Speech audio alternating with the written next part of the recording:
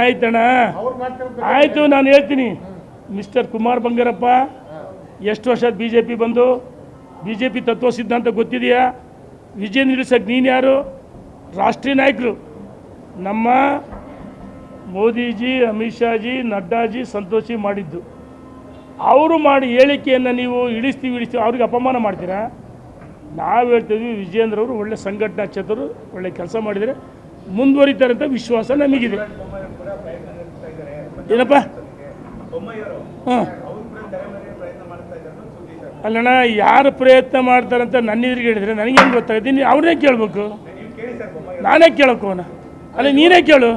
ಏನು ಈ ರೀತಿ ಅಲ್ಲ, ಯಾವ್ದು ಇಳಿಸ್ತಿದ್ರಂತ ಸತ್ಯನ ಸುಳ್ಳತ್ತ ಅವ್ರು ಕೇಳಿಬಿಟ್ಟು ನಾನು ಕೇಳಿದ್ರೆ ನಮಗೆ ವಿಜಯೇಂದ್ರ ಮುಖ್ಯಮಂತ್ರಿ ಅಲ್ಲೇ ಕ್ಷಮಿಸಿ ರಾಜ್ಯದ ಅಧ್ಯಕ್ಷ ಮುಂದುವರಿತಾರೆ. ಅಣ್ಣ, ಕಾಂಗ್ರೆಸ್ಸು ಕೆಟ್ಟು ನಾಡ್ತಾ ಇದೆ. ಕೊಳಚ ಕಾಂಗ್ರೆಸ್ಸು ಅದನ್ನು ಹೇಳ್ಬಿಟ್ರೆ ಹಿಂಗೆ ಪತ್ರಿಕೆ ಹಿಂಗೆ ಓಪನ್ ಮಾಡಿದ್ರೆ ಮುಖಪುಟದಲ್ಲಿ ರಾಜಾರಿಸ್ತಾರೆ. ಅವ್ರ ಕಚ್ಚಾಟಗಳು, ಆಂತರಿಕ ಕಚ್ಚಾಟ, ಸರ್ಕಾರ ಪತನ ಆಗುತ್ತೆ.